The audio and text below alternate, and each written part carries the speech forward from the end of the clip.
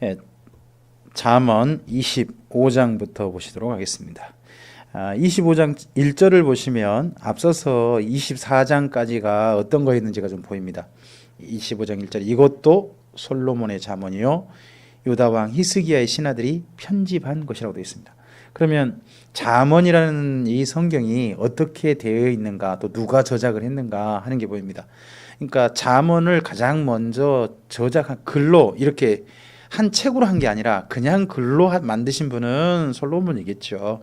근데 그런 솔로몬의 잠언을 수집을 했는데 25장 이전에 수집을 한 번 한 것 같죠. 그리고 25장 이후가 한 번 더 수집, 그러니까 1차 수집과 2차 수집이 있는 것 같습니다. 근데 1차 수집 때 1장부터 9장까지 솔로몬의 한 편, 좀 긴 자녀 교육용 잠언이 있고, 그리고 10장부터 24장까지 여기가 솔로몬의 잠언 모음인데, 그 마지막에 보면 솔로몬이 아닌 지혜자 몇 사람, 지혜자들의 잠언까지 해가지고 24장까지 구성되어 있는 것이 있었습니다. 그리고 난 다음에 25장인데 여기도 유다 왕 히스기야의 신하들이 편집했다. 그러니까 히스기야 때 참 하나님께서 관심 있게 보셨다라고 하는 게 좀 보입니다. 히스기야 때 또 이렇게 이런 걸 보니까요. 들어가 보겠습니다. 이를 숨기는 것은 하나님의 영화요, 이를 살피는 것은 왕의 영화랍니다. 하나님께서는 하나님이 하신 일을 숨겨놓으셔서 그걸 발견한 자마다 하나님이 이런 일을 하셨구나 하고 하나님께 영광 돌리게 만들고, 그리고 그런 일들을 갖다가 제대로 발견해내는 것이 왕의 영화다. 그러니까 왕은 특히 재판 같은 거 할 때 서로 잘 살펴서 바르게 판단해야 왕이 영화롭게 되지 않습니까? 우리도 어떻게 보면 일을 때때로 분쟁 같은 거 할 때 좀 중간을 잘 살펴야 되죠. 자칫하면 분쟁할 때 내가 친한 사람 편에 자칫하면 설 수도 있습니다. 목회자가 내가 좀 더 좀 마음에 든 사람 편에 설 수도 있고 그런 것도 있습니다. 하늘의 높음과 땅의 깊음 같이 왕의 마음은 헤아릴 수 없답니다. 은에서 찌꺼기를 제하라, 그리하면 장색에 쓸만한 그릇이 나올 것이요 왕 앞에서 악한 자를 제하라, 그리하면 그의 왕위가 의로 말미암아 견고히 서리랍니다. 너무나도 좀 올바른 말이죠. 은 같은 것에서 찌꺼기 제하는 게 불순물을 제하면 그걸 보고 재련 또는 단련이란 말을 쓰지 않습니까? 그렇게 하면 당연히 좀 더 좋은 그릇이 나오는 것처럼 왕 앞에 찌꺼기 같은 존재들이 누구냐? 악인들이란 거죠. 악한 말을 한 자. 정말 그렇다고 생각합니다. 6절입니다. 왕 앞에서 스스로 높은 채 하지 말며 대인들의 자리에 서지 말라. 이는 사람이 내게 이리로 올라오라고 말하는 것이 내 눈에 보이는 귀인 앞에서 저리로 내려가라 하는 말하는 것보다 나음이니라. 그러니까 먼저 올라가지 마라. 그럼 나중에 올라오라 그런다. 근데 지가 알아서 올라갔다가 너 내려가. 그러면 얼마나 창피하겠냐. 이게 예수님이 비슷한 이야기 하셨어요. 예수님께서도 비슷한 이야기 하시잖아요. 이 잠언 이야기가 거기에 또 연결되어 있습니다. 너는 서둘러 나가서 다투지 말라. 마침내 내가 이웃에게서 욕을 보게 될 때에 내가 어찌할 줄을 알지 못할까 두려우니라. 너는 이웃과 다투거든 변론만 하고 남의 은밀한 일은 누설하지 말라. 듣는 이가 너를 꾸짖을 것이요 또 내게 대한 악평이 내게서 떠나지 아니할까 두려우니라 합니다. 좀 이웃과 어떤 갈등 관계 있을 때 내가 섣부른 판단해가지고 나섰다가 나중에 창피 톡톡이 당한다. 그러니까 그러면 안 된다. 그리고 또 특히 변론할 때 남의 은밀한 일 누설하면 안 된다. 자기의 것 말고 남의 것 갖다가 하면 그 결국은 언젠가 그 사람이 나한테 그런 소리 누구한테 했단다. 그 소리 들리면 평생 그 사람에 대한 악한 평가가 따라오를 거 아니겠습니까? 그래서 특별히 11절에 말합니다. 경우에 합당한 말은 아로 새긴 은쟁반의 금사과랍니다. 이런 걸 봐봤어요 말이죠. 은쟁반도 봤어요. 금사과를 봤어요 우리가. 은쟁반에 금사과 같은 모습이 어떤 모습이가니 그게 그럴까 상상되세요 목사님? 전 이게 도대체 뭔 말이냐. 제가 직접 봤어요 말이죠. 이건 솔로몬이 너무 자기가 평소 봤던 것에 맞춰갖고 이야기를 해놔가지고 저는 조금은 좀 솔로몬이 참 이때 좀 말을 좀 낮춰서 했어야지. 일반 서민용 언어로 해놔야 우리가 알아먹지. 그런 생각이 좀 들 때가 있습니다. 슬기로운 자의 책망은 청종하는 귀에 금고리와 정금 장식이니라. 이건 좀 이해가 되죠. 귀에 수많은 그 장식을 하는데 금고리, 정금 장식이면 최고급이지 않습니까? 최고급인데 누가 슬기로운 자의 책망을 받아들이면 그 책망이 정말 그 사람에게 값진 게 된다는 거죠. 어떤 사람은 이런 걸 자기 귀에 달 거고, 어떤 사람은 자기 칭찬해주고 아부하는 말 귀에 달 거고 그러겠죠. 그래서 충성된 사자는 그를 보낸 이에게 마치 추수하는 날에 얼음 냉수 같아서 능히 그 주인의 마음을 시원하게 한답니다. 충성된 사자, 정말 보낸 이에게 마음을 시원하게 한다는데, 추수하는 날에 얼음 냉수 같다. 이거 혹시 이게 조금 이해해 볼 만한 게요. 이 추수한 날이 여름이거든요. 그쪽은 그 5월 넘어 가지고 이제 3월 넘어서 그 6월까지, 그때 정도까지 이제 맥주 감사절 때까지 추수하지 않습니까? 그러면 그땐 더워요. 그 더울 때 얼음 냉수, 그때 얼음 냉수가 있을까요? 이스라엘 민족에? 근데 그 얼음 냉수 누가 딱 장이 좋다 그러면 정말 귀한 거겠죠. 저는 거기서 얼음을 어떻게 있다는 것 자체가 상상이 안 되더라고요. 가보니까. 근데 그런 여름에 혹시나 얼음을, 진짜 얼음 냉수를 줬다면 얼마나 반갑고 그 일한 사람이 그러겠어요. 그게 바로 주인에게 좀 충성된 사자가, 충성된 심부름꾼이 바로 그러하다 합니다. 하나님께서 우리를 충성된 심부름꾼으로 여기셔서 이 정도로 너 때문에 내 마음이 참 시원하다 하신다면 얼마나 좋겠습니까? 그죠? 선물한다고 거짓 자랑하는 자는 비 없는 구름과 바람 같답니다. 자기가 이도 안 하면서 내가 그거 있거든, 너한테 줄게, 자랑하면 그러면 뭐예요? 그 사람 선물한다고 기다릴 거 아니에요. 근데 사실은 없잖아요. 그러니까 올 리가 없죠. 마치 꼭 뭐가 냐 그러면 구름이 왔어요. 구름이 왔으면 당연히 뭘 기대해요? 비가 올 기대는 비가 안 내리는 거죠. 똑같은 거다. 참 이런 사람은 정반대, 아까 그 13절과 정반대 사람이죠. 정반대 사람으로 얘기합니다. 그리고 16절입니다. 너는 꿀을 보거든 조카리만큼 먹으라. 과식함으로 토할까 두려우냐. 꿀을 보면 더 먹고 싶고 그런 마음이 있을 거 아니겠습니까? 항상 모든 것은 적당한 거, 절제가 중요하다 하는 말이 보입니다. 너는 이웃집에 자주 다니지 말라. 그가 너를 싫어하며 미워할까 두려우니라. 제가 이래서 잘 안 가거든요, 성도집을. 근데 성도님들은 그게 아니더라고요. 자주 와준 게 좋대요. 참 자주 다니지 말라는데 저는 우리 집에 자주 오시면 별로 안 좋아요. 목사님 댁은 어떠세요? 자주 오는 분들 별로 뭐 귀찮은 분들 없죠? 반가운 분들만 있고. 참 저는 있다 보니까요, 우리 집 애들이 많잖아요. 애들이 많으니까 얘들이 자기 친구를 줄줄 데리고 달려들어와요. 특히 막내 녀석 같은 경우는 자기가 게임하고 싶다 하면 친구들을 줄줄이 데리고 들어오는 거예요. 지 혼자 하면 못하게 하는데 친구가 있으니까 이제 못하게 할 수 없잖아요. 논다는데. 그래서 걔들 오면 별로 안 반가워요. 또 제 아들 녀석들은 그 가끔씩 가다가 방학 때 되면 여기를 차지합니다. 여기를 차지해가지고 밤을 샙니다. 그럼 제가 밤에 이제 좀 일하다가 쟤들 눈치 봐서 제가 올라가야 되고, 아이고 참, 그러면서 교회는 안 와요. 그렇게 놀았으니까 교회라도 와야지. 근데 교회도 안 와요.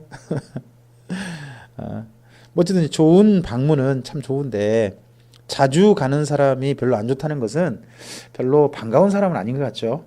네, 그런 것 같습니다.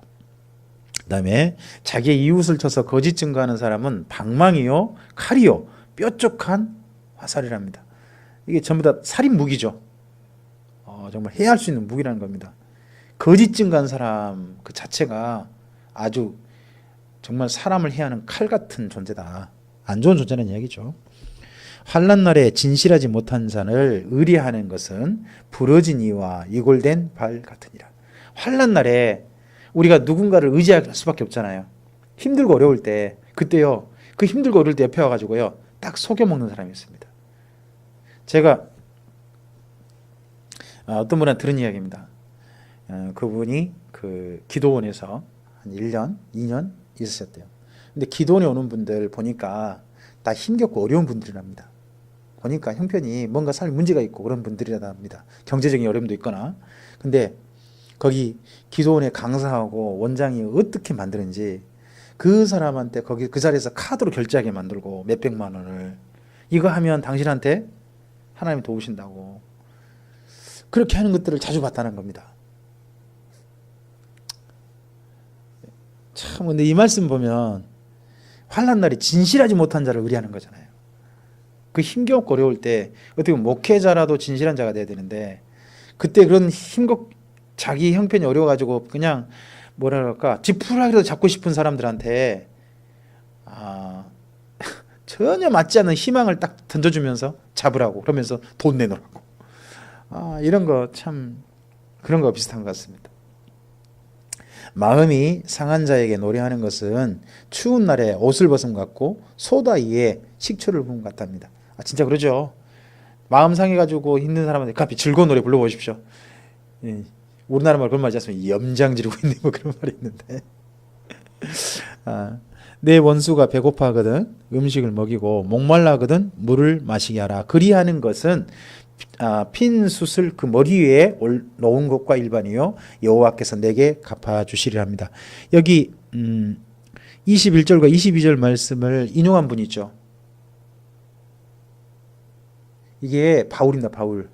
로마서에 너희를 핍박하는 자를 위해서 너는 악으로 갚지 말고 도리어 선을 행하라. 그러면 그의 머리 위에 숯을 올려놓은 것 될 것이고 하나님께서 친운하여 주실 것이다. 여기 말씀은 그대로예요. 여기 말씀은 그대로 인용을 했습니다. 북풍이 비를 일으킴 같이 참수하는 혀는 사람의 얼굴에 분을 일으킨답니다. 우리말 때문에 누군가의 얼굴에 분이 일어날 수도 있죠. 북풍이 일어나면 비가 온답니다. 혹시 이스라엘 땅에 북쪽에서 바람이 불면 비가 온다 하는 생각을 갖는 것 같습니다. 왜 그럴까요? 북쪽에 헐몬산 같은 데가 있고 지중해가 있고 하니까 그쪽에서 구름이 형성돼 가지고 남쪽으로 아마 남하는 것 같습니다. 우리는 비가 오려면요. 그게 말만 다릅니다만 우리 어르신들이 뭐라고 하냐 그러면 새바람 터지면 비가 온다고 그랬습니다. 저희 시골에서는. 바람이 꼭 우린 남쪽 북쪽이 아니잖아요. 남쪽 북쪽이 아니잖아요. 근데 어르신들이 새바람 분다고 그렇게 표현을 하시더라고요. 그러면 비가 온답니다. 우리나라는 뭐 북풍이 비를 일으킨다는 표현은 우리나라 안 맞지만 그쪽 지역에서는 좀 맞는 일반적인 이야기일 수 있다고 생각합니다. 다투는 여인과 함께 큰 집에 사는 것보다 움막에서 혼자 사는 것이 낫다. 이게 앞서서 몇 번 나왔던 이야기예요. 근데 여기 다시 한번 또 나와요. 아니 저는 이거 보고요. 원래는 솔로몬이 참 여러 번 말해봤나 보다 싶었는데 다르게 생각해 보니까 히스기야 신하들도 참 공감이 됐나 봐요. 이분들도 앞서 했으면 이거 빼야 되는 거 아니에요? 근데 또 나눴어요. 네. 또 먼 땅에서 오는 좋은 기별은 목마른 사람에게 냉수와 같답니다. 의인이 악인 앞에 굴복하는 것은 우물이 흐려짐과 샘이 더러워짐과 같답니다. 참 이런 일이 없어야 되는데 그죠? 꿀을 많이 먹는 것이 좋지 못하고 자기의 영예를 구하는 것이 헛되답니다. 앞서서 이제 꿀을 적당히 먹으라 했는데 똑같이 꿀을 사람은 자꾸 먹고 싶어지잖아요. 근데 꿀을 먹는 것처럼 자꾸 구하게 되는 게 뭐다? 자기 영예다. 뭐 그런 이야기가 되겠죠. 근데 그렇게 하는 것은 전부 다 헛된 것이다 하고 이야기합니다. 사람은 점점 나이가 들고 그러면서 다른 사람한테 당신 잘한 게 뭐 있어요? 이런 소리 듣고 싶어지 하지 않습니다. 잘한 거 이런 거 잘했지 않습니까? 참 잘하셨습니다. 정말 존경합니다. 이런 말 듣고 싶어 하지. 절대 뭐 연세대님은 그렇지 않죠. 똑같은 것 같습니다. 자기의 마음을 제어하지 아니하는 자는 성읍이 무너지고 성벽이 없는 것과 같답니다. 성벽이 없는 것은 어떤 거죠? 성벽이 없다. 자기 마음을 제어하지 못한 건 성벽이 없는 것 같다. 이게 뭐 지금은 성벽이 별로 뭐 상관없습니다만은 전에는 외적이 침입해 오면 가장 확실한 방어 수단이 성벽이거든요. 성벽이거든요. 그러니까 어떻게 보면 우리가 정말 그 확실하게 다른 사람과 관계에 있어서 확실한 성벽, 나를 방어할 수 있는 확실한 성벽은 절제 같습니다. 절제. 정반대로 그렇죠? 그 사람 앞에서 정말 내가 감정을 절제하고 뭐 이런 게 필요한 거겠죠. 26장입니다. 미련한 자에게는 영예가 적당하지 아니하니 마치 여름에 눈 오는 것과 추수 때에 비 오는 것과 같답니다. 여름에 눈 오면 안 되죠. 그리고 또 이스라엘 민족이 추수 때에 비 오면 안 된다는 겁니다. 그렇지 않습니까? 자, 추수 때는 날이 맑아야죠. 근데 추수하기 전에 곡식이 연글게 하는 비가 있다는 겁니다. 그 비가 뭐냐 그러면 그 늦은 비거든요. 근데 우리나라도 그 봄거지 하고 난 다음에 그 다음에 심은 작물을 자라게 하기 위해서 오는 비가 있습니다. 그게 장마비거든요. 장마비가 있습니다. 근데 장마비가 혹여나요. 장마비가 곡식 거둘 때나 무슨 작물 거둘 때 와버리면 어떻게 될까요? 그렇죠. 지금 원래 장마가 좀 일찍 왔어야 되잖아요. 늦어지니까 장마가 오고 난 다음에 거두는 게 있습니다. 지금 우리나라 같은 경우는 그게 뭐가 있냐 그러면 단호박이라든지 무라든지 봄에 막 심은 것들 그런 때 거두는 겁니다. 그럼 좀 팍 크잖아요. 그때 제대로 크고 난 다음에 거두게 되거든요. 근데 제가 우리 교회 성도 같은 경우 이번에 장마 오는데 단호박 거뒀단 말이에요. 이러면 이제 곤란해지는 거죠. 제때제때 딱딱 해야 되는데 좀 그런 게 좀 있죠. 그다음에 까닭 없는 조주는 참새가 떠도는 것과 제비가 날아가는 것 같이 이루어지지 아니한답니다. 참새가 떠돌면 어떻게 되죠? 제비가 날아간다. 참새는 곧 흩어지지 않습니까? 참새 때는 뭐 했다가 흩어져 버려요. 그런 것처럼 까닭 없는 조주는요 결코 이루어지는 법이 없다 하는 것을 이런 식으로 설명을 했습니다. 말에게는 채찍이요 나귀에게는 재갈이요 미련한 자의 등에는 막대기랍니다. 그러니까 말과 나귀하고 똑같이 얻어맞아야 말 듣는 사람이 미련한 사람이다. 이렇게 말을 해놨네요. 미련한 자의 어리석은 것을 따라 대답하지 마라. 되럴건대 너도 그와 같을 까노라. 미련한 사람은 말 섞지 마라. 너도 어리석어진다. 미련해진다. 그런 말합니다. 미련한 자에게는 그의 어리석음을 따라 대답하라. 두렵건대 그가 스스로 지혜롭게 여길 까노라. 앞서 있는 말을 거꾸로죠. 대답해주면 네가 어리석게 되고 네가 잘 대답해주면 그가 스스로 어떻게 생각하냐. 내가 지혜롭다. 그렇게 생각하게 된다. 미련한 자의 편에 기별하는 것은 자기 발을 베어버림과 해를 받음과 같으니라. 여기까지 보면 참 미련한 자에 대해서 굉장히 많이 이야기하고 있습니다. 한 번쯤은 이거 미련하다 하는 말을 갖다가 원어를 좀 검색 한번 해볼 필요가 있다고 생각합니다. 네. 그다음에 저는 자의 다리는 힘없이 달렸나니 미련한 자의 입의 잠언도 그러합니다. 그 어릴 때 그 소아마비 걸려가지고 한쪽 다리 참 그런 분들이 있죠. 근데 그게 그 다리 가지고 어떻게 할 수 없잖아요. 근데 미련한 자의 입의 잠언은 원래 사람을 힘있게 만들고 참 그런 거잖아요. 근데 힘없이 달린 다리와 똑같다. 뭐 그 정도로 위력이 없고 아무것도 아니다. 그렇게 말합니다. 또 미련한 자에게 영예를 주는 것은 돌을 물매에 매는 것과 같답니다. 돌을 물매에 매면 어떻게 되는 거예요?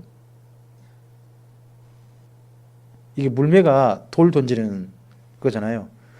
그러면 그 물맷돌이 어떻게 될까요? 돌이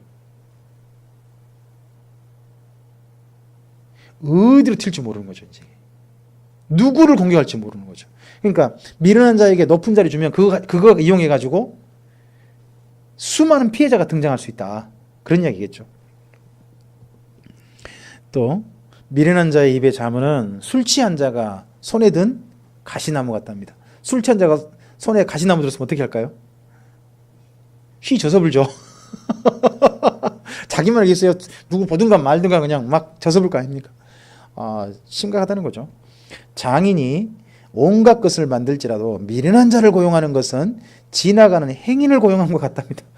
이거 보면 계속해서 미련한 자에 대해서 이야기를 합니다. 개가 그 토하는 것을 도로 먹음 같이 미련한 자는 그 미련한 것을 거듭 한답니다. 우리가 그러니까 하지 말아야 할 일을 계속 행하는 사람 스스로 생각해도 이건 하지 말아야 할 일이다. 근데 계속 행하면 스스로 뭐란 이야기 자기가? 뭐 그렇게 이해할 수밖에 없는 것 같습니다. 그러고 보면 저도 참 미련한 게 많은 것 같습니다. 이런 거 보면 이거 안 해야 되는데 한데도 계속 하는 것들 가끔씩 있거든요. 예, 그런 게 있어요. 예. 그다음에 또 내가 스스로 지혜롭게 여긴 자를 보느냐 그보다 미련한 자에게 오히려 희망이 있다. 이걸 보면 미련한 자가 이렇게 나쁘다, 이렇게 사람이 안 좋다. 근데요, 그 미련한 거 더 만나지 말아야 할 사람이 누구냐 그러면 스스로 지혜롭다 여기는 사람. 그다음에 게으른 자는요, 길에 사자가 있다, 거리에 사자가 있다 한답니다. 이게 앞서 나왔던 것 같은데 안 나간다는 거죠. 응? 사자 없어요. 근데 나가기 싫다고 이런 말을 해가지고 게으른 자는 그렇게 말한다는 거죠. 문짝이 돌적이를 따라 도는 것 같이 게으른 자는 침상에서 돈답니다.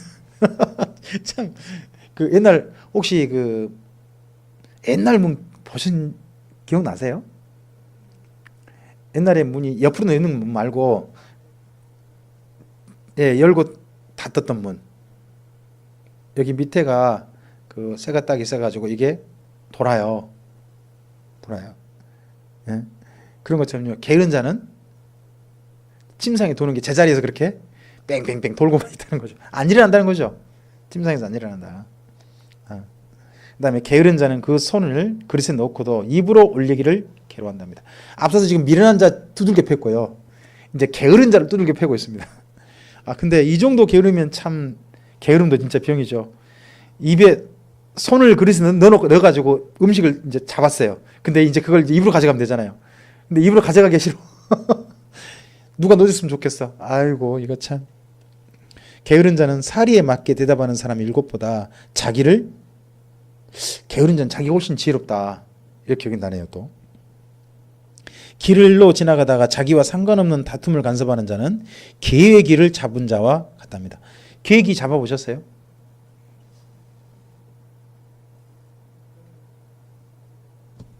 개의 길 잡으면 어떻게 되나요? 당기면 어떻게 되나요? 얘가 순간 물어버려요. 근데 딱딱 만져주는 것과 당기는 거 달라요. 얘가 그러면 누구 간섭하다가 길 가다가 괜히 간섭하면 나 때리셔, 나 물으시오, 그런 거 똑같다. 그러니까 그냥 함부로 간섭하지 마라, 그런 이야기겠죠. 횃불을 던지며 화살을 쏘아서 사람을 죽이는 미친 사람이 있나니 자기 이웃을 속이고 말하기를 내가 희롱하였노라 하는 자도 그런. 이게 우리나라 비슷한 말이 있었어요. 누굴 죽였다고. 죽였는데 우리나라에서 어떻게 말하는 줄 아세요? 내가 그냥 한 대 쳤는데 억 하고 죽대. 그 이전에 누가 그랬더라? 하여튼 정치판 옛날 이승만 정권 때인가 그쪽에 그 하여튼 누구 죽였을 때 그 깡패가 했던 유명한 이야기입니다. 우리나라 사람들이 참 그냥 나는 희롱했는데 지가 죽어버리더만 이렇게 말하는 거 진짜 이거 참 사람이 그렇죠. 이게 이제 우리나라식으로 최근 요즘 들은 바뀌었죠. 변명이 이제 이런 식이 나왔어요. 술을 마셨지만 술을 취하지 않았다, 이런 말도 나왔고요. 하여튼 별 재밌는 말이 많이 나왔습니다, 우리나라가. 그 다음에 20절입니다. 나무가 닿으면 불이 꺼지고 말쟁이가 없으면 다툼이 신답니다. 그러니까 말하기 좋아하는 사람하고 함께 있다 보면 자꾸 다툼이 생긴다, 그럴 수밖에 없다라고 합니다. 숯불리에 숯을 더하는 것과 타는 불리에 나무를 더하는 것 같이 다툼을 좋아하는 자는요 시비를 일으킨답니다. 어떤 사람이 있으면 자꾸 시비가 일어나는 사람이 있어요. 근데 그런 것이 습관이고 즐기는 거죠. 없으면 심심하고 그런 사람. 남의 말하기를 좋아하는 자의 말은 별식 것 같아서요 배서 깊은 데 들어간다. 이 다툼을 좋아하는 사람 특징이 뭐냐면 남의 말을 한다는 거잖아요. 근데 그런 말은요 다른 사람 누군가에게 또 잘 들리는 거죠. 누가 그랬다더라 그런 말하면 배서 깊은 데 내려간답니다. 온유한 입술의 악한 마음은 낮은 은을 입힌 톡이 같답니다. 이거 진짜 참 그러죠.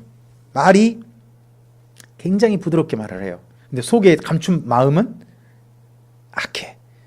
그러면 이제 낮은 은을 입힌 토기, 이런 것처럼 진짜 어떻게 보면 곧 속에 토기가 드러날 거 아닙니까? 그런 것처럼 그 온유한 입술의 악한 마음 반드시 언젠가 드러난다, 그런 말이겠죠. 원수는 입술로는 꾸미고 속으로는 속임을 품나니 그 말이 좋을지라도 믿지 말 것은 그 마음에 7가지 가증한 것이 있음이니라. 입술로는요 겉으로 좋게 말한다는 거죠. 근데 속으로 속임을 갖추고 있답니다. 야, 요즘 이런 대표적인 형태가 신천지인들 같은 형태죠. 뭐 이런 것들이 속임으로 그 미움을 감출지라도 그의 악이 회중 앞에서 드러난답니다. 함정을 파는 자는 그것에 빠질 것이요 돌을 굴리는 자는 도리어 그것에 치리라. 거짓말하는 자는 자기가 해한 자를 미워하고 아첨하는 입은 패망을 일으킨답니다. 26장에서는요 어떻게 보면 만나지 말아야 될 세 종류 사람입니다. 하나는 미련한 자, 또 하나 게으른 자, 또 하나 말하기 좋아하는 자. 세 종류의 사람은 참 우리가 피해야 된다. 뭐 그런 이야기만 다 모아놓은 겁니다. 지금 여기 보니까 27장입니다. 너는 내일 일을 자랑하지 말라. 하루 동안에 무슨 일이 일어날는지 내가 알 수 없습니다. 내일 죽어버리면 내가 뭐하냐 그 이야기인데, 이게 예수님이 이거 비슷한 또 예화를 드셨잖아요. 한 부자가 그 창고를 잔뜩 만들어 놓고 이제 나 편하게 살란다 했는데 그날 밤에 너 목숨 가져가면 너 그거 창고 누 거래? 예수님이 그런 이야기 하셨잖아요. 하여튼 그런 비슷한 이야기입니다. 타인이 너를 칭찬하게 하고 내 입으로는 하지 말며 외인이 너를 칭찬하게 하고 내 입술로는 하지 말라. 자기 자랑하지 마라 이럽니다. 근데 요즘은 그렇지 않죠. 자기 PR 시대인데 내가 잘할 수 있다. 이거 특히 사업하신 분들은 상대편한테 이거 내가 정말 이거 잘한다 하는 신뢰감을 심어줄 수 있어야 되잖아요. 근데 그것이 칭찬은 아니라고 합니다. 칭찬은 아닌 거잖아요. 신뢰감을 주기 위한 나의 사실을 말한 거고, 이런 사실을 가지고는 저 사람이 참 좋더라는 게 칭찬이잖아요. 좋다는 평가. 그런 평가는 그 사람이 하되 신뢰감을 주는 것은 그것은 꼭 칭찬이겠냐 그런 싶은 생각이 있더라고요. 돌은 무겁고 모래도 가볍지 아니하거니와 미련한 자의 분노는요 이 둘보다 무겁답니다. 그럼 미련한 자의 분노는 어떻게 된다는 겁니까? 오래 간다는 겁니다. 오래 간다는 겁니다. 오래. 그러니까 분노가 오래 가는 사람은 미련한 사람입니다. 근데 제가 보니까 분노가 제가 오래 가요. 뒤끝이 길어요. 제가 쉽게 말하면 뒤끝이 긴 거죠. 제가 뒤끝이 좀 길어요. 예전에 같은 경우에는 제가 뒤끝이 길어가지고요 집사람하고 어떤 그 애들 문제 때문에 서로 심각하게 말다툼하고 난 다음에 제가 한 15일을 말을 안 했어요. 그러고 난 다음에 제가 또 한 번은 또 한 달을 말을 안 해본 적도 있어요. 제가 뒤끝이 제법 길더라고요. 미련한 거죠. 미련한 거. 그다음에 또 4절입니다. 부는 잔인하고 노는 창수 같거니와 투기 앞에야 누가 서려. 그러면 분노보다 더 무서운 건 투기, 질투. 이것만큼 무서운 게 없다는 거죠. 면책은 숨은 사랑보다 낫답니다. 근데 이런 면책을 그 면책답게 알아들어준 사람한테 해야지. 그죠? 그 다음에 친구의 아픈 책망은 충직으로 말미암은 것이나 원수의 잦은 입맞춤은 거짓에서 난 것이랍니다. 진짜 아픈 책망 이게 예수님께서 그 베드로에게 하셨던 이야기죠. 사탄아 내 뒤로 물러가라. 그런 얘기 들으셨지 않습니까? 베드로도. 근데요 거꾸로 예수님께서 입맞춤한 사람도 있었잖아요. 가룟 유다. 이 한 절에 그냥 예수님하고 제자들이 다 보입니다. 그냥. 그 다음에 배부른 자는 꿀이라도 싫어하고 줄인 자에게는요 쓴 것이라도 달답니다. 정말 이 말 공감합니다. 배가 부르면 아무리 좋은 음식도 별로 뭐 근데 정말 배고프면 옛날에 정말 배고플 때요 저는 그런 것도 먹어봤거든요. 밥을 그냥 간장에다가 비벼가지고 거의 한 솥을 비웠어요. 한 솥 혼자. 그 밥 진짜 꿀맛이었어요. 반찬 하나도 없고 반장에 그냥 말아 먹었는데 그렇게 맛있었어요. 이 마음 정말 이해합니다. 예. 혹시 목사님은 또 이런 경험 있으십니까? 그런 경우는 없으신 것 같네요. 네. 고향을 떠나 유리하는 사람은 보금자리를 떠나 떠도는 새와 같답니다. 참 고향이라는 게 참 좋은 것 같습니다. 네. 기름과 향이 사람의 마음을 즐겁게 하나니 친구의 충성된 공고가 이와 같이 아름답답니다. 정말 기름과 향이 사람을 즐겁게 하는 것처럼 친구의 충성된 공고를 알아들으면 그걸 정말 가슴에 담으면 그건 정말 그 사람을 즐겁게 하고 행복하게 만들 수 있다. 이렇게 합니다. 내 친구와 내 아비의 친구를 버리지 말며 내 환난 날에 형제의 집에 들어가지 말랍니다. 사람이 그러니까 인간관계 방법 같습니다. 환난 날에 형제 집에 들어가면 형제들이 어떻게 생각할까요?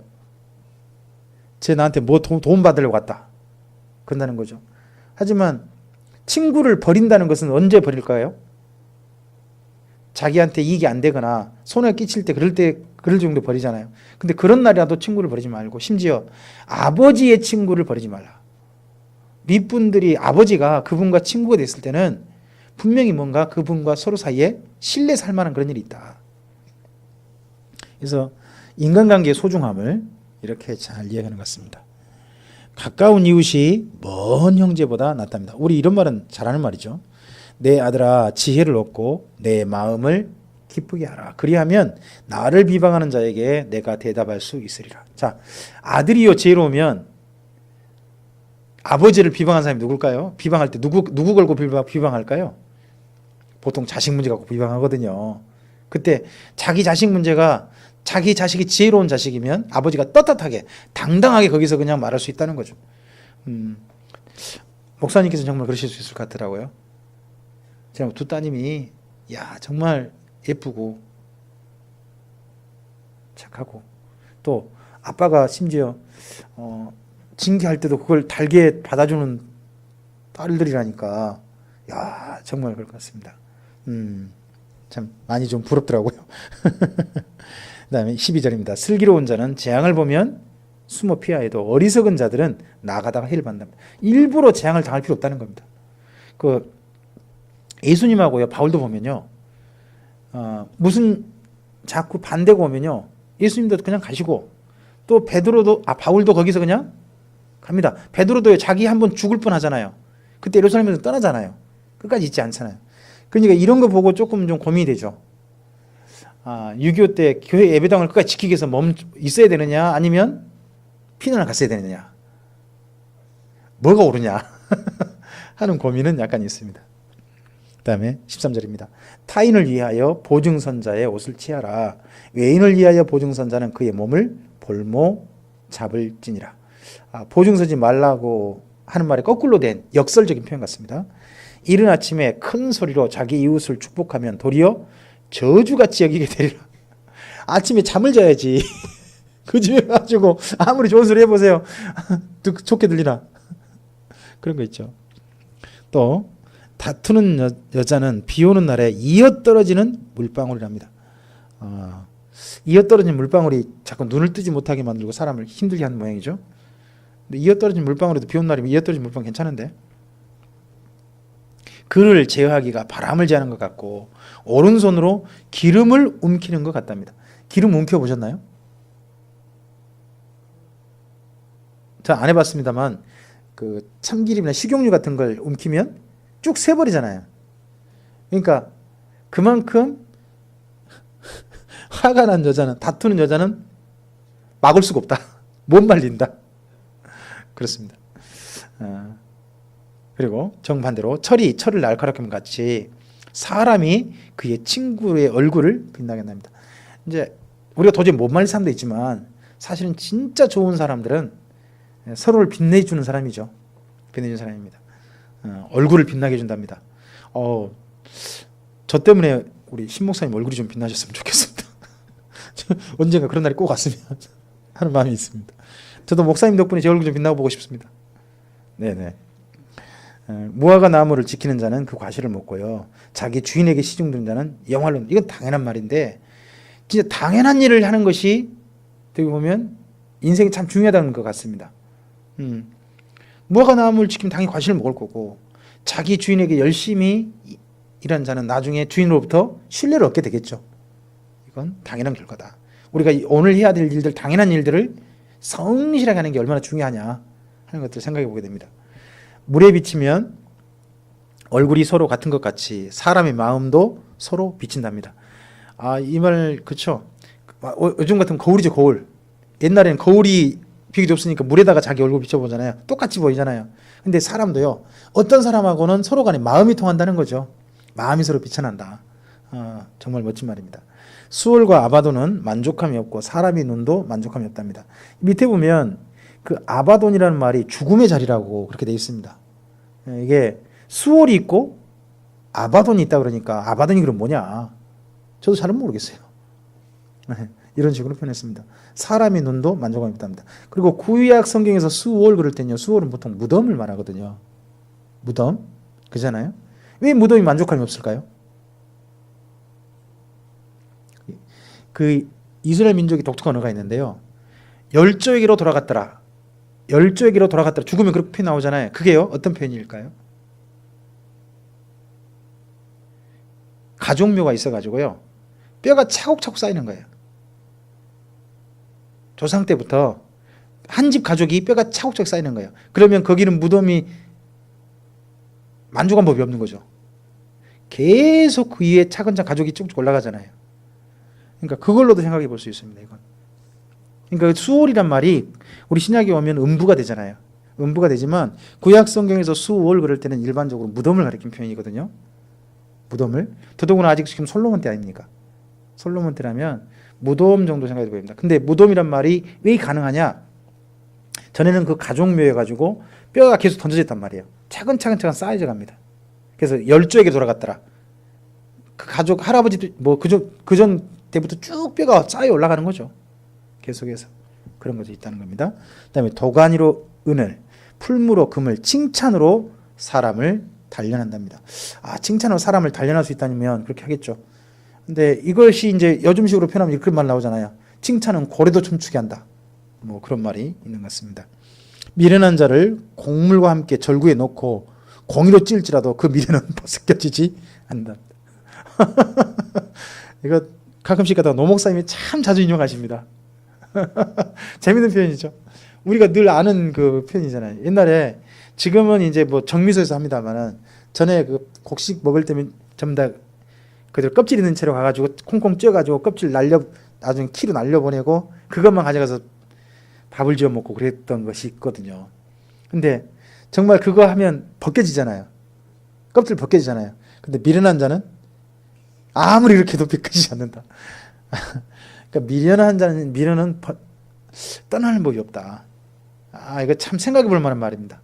우리에게 있는 어떤 미련한 행위도요. 미련한 습관, 미련한 행위 이런 것도 우리를 쉽게 떠나지 않는다는 말이 될 겁니다. 하여튼 모르겠습니다만은 참 모르겠습니다. 알면서도 계속하는 거죠. 쉽게 생각해 보면 어떤 사람이 자기 몸에 담배가 안 좋은 거 알았습니다. 안 끊어지거든요. 안 끊어지거든요. 끊어야 된다는 생각 같습니다. 그리고 며칠 또 끊었고 몇 년 끊기도 해요. 다시 또 해요. 또 하고 반복해요. 그게 떠나지 않는 거죠. 이런 게 이제 미련하다는 거죠. 어떤 사람은 또 술을 마시면 자기 몸에 안 좋은 거 발견했습니다. 그럼 안 마셔야 될 거 아닙니까? 근데 음주 운전자의 특징이 뭐냐? 반복적이라는 거고요. 그 다음에 또 그 마약 중독자의 특징들도 반복이잖아요. 도박 중독자도 반복이고요. 제가 경험해봤던 게임 중독도 반복이에요. 전 지금도 어떤 게임 한번 딱 접속하잖아요. 요즘 카카오톡 같은데 뭐 그런 것도 있잖아요. 한번 접속하면 순식간에 시간 가버려요. 제가 그냥 그전 습관이 있는 거죠. 안 나오면 정신 차리고 안 나오면 그 자리에 계속 하게 되는 그런 습관이 있다는 겁니다. 저는 미련한 자의 미련이 쉽게 벗겨지지 않는다 하는 그런 표현에 대해서 저는 그런 쪽으로 이해를 합니다.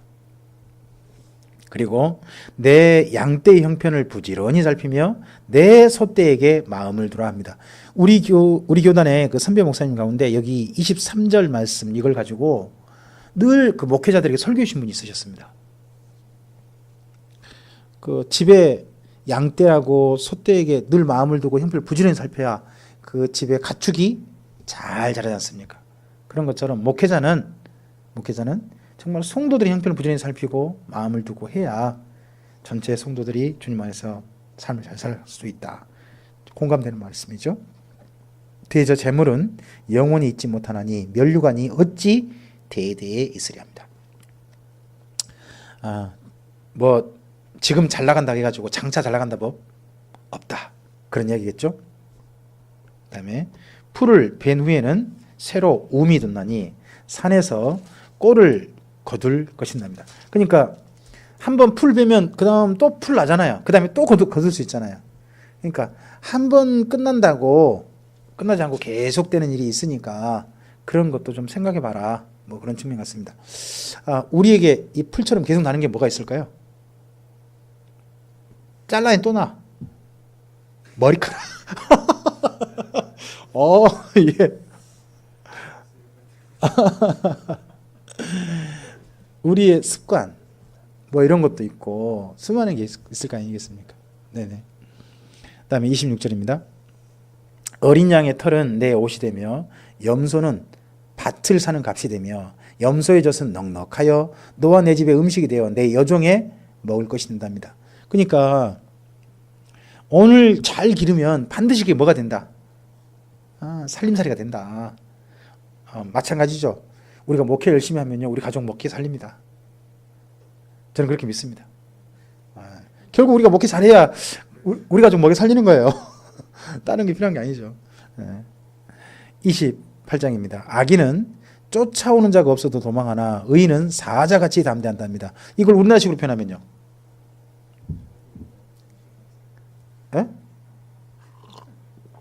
그 잠과 관련된 말이지 않습니까?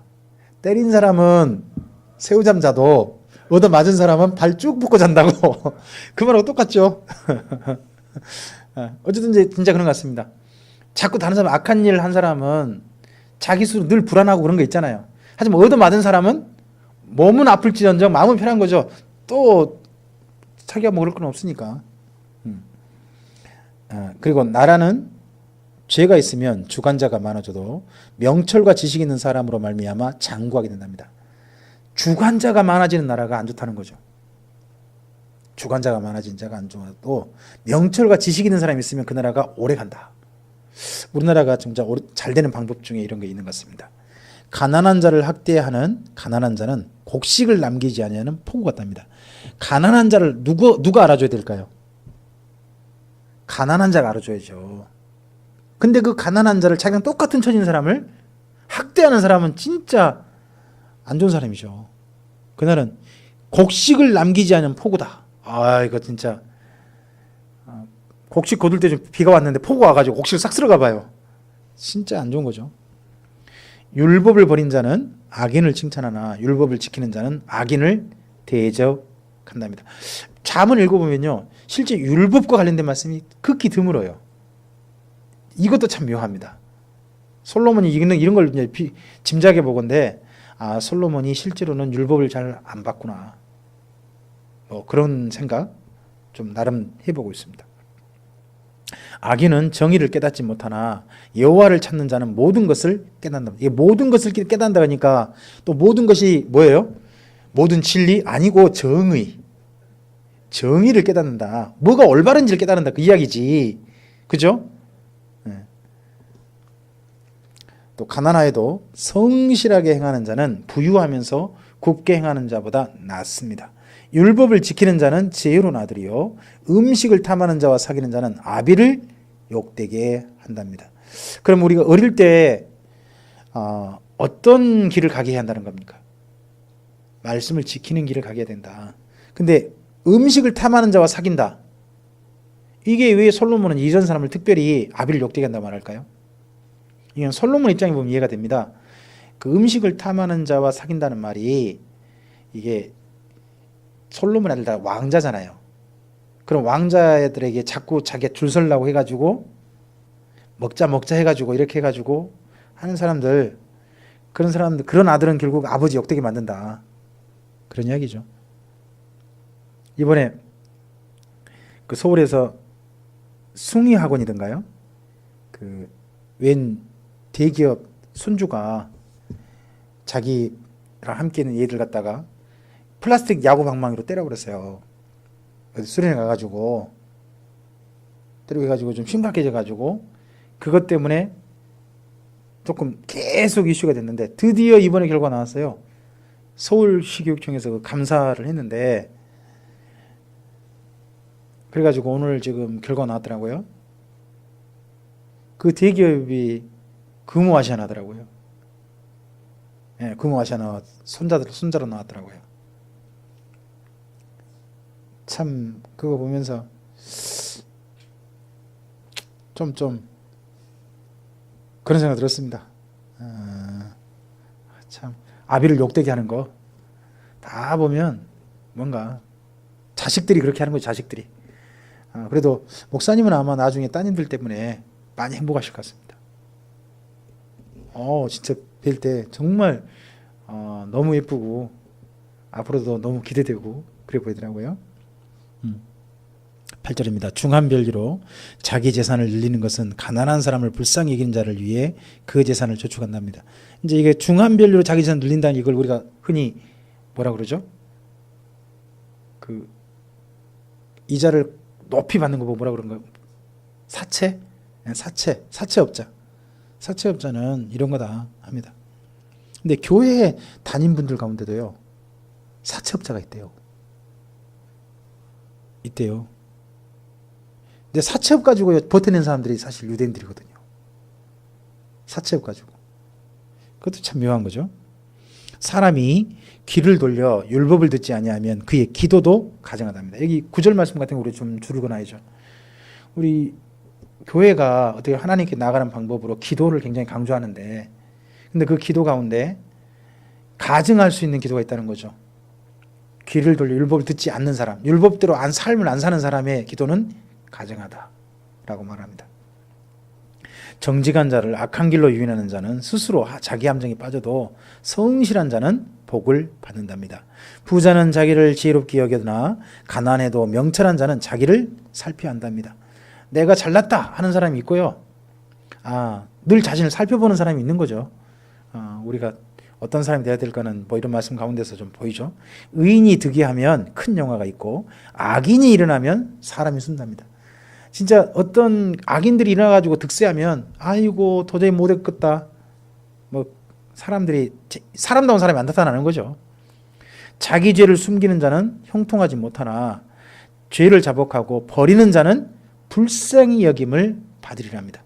13절 말씀 같은 경우도 우리가 좀 상당히 좀 생각해 볼 만한 말씀이죠. 특히 우리 신약에서 예수님 안의 그 용서, 예수님 안의 속죄를 강조하는 그 우리 복음에서는 여기 13절 말씀 같은 경우는 많이 어떻게 보면 이런 정신을 굉장히 소중히 여기죠.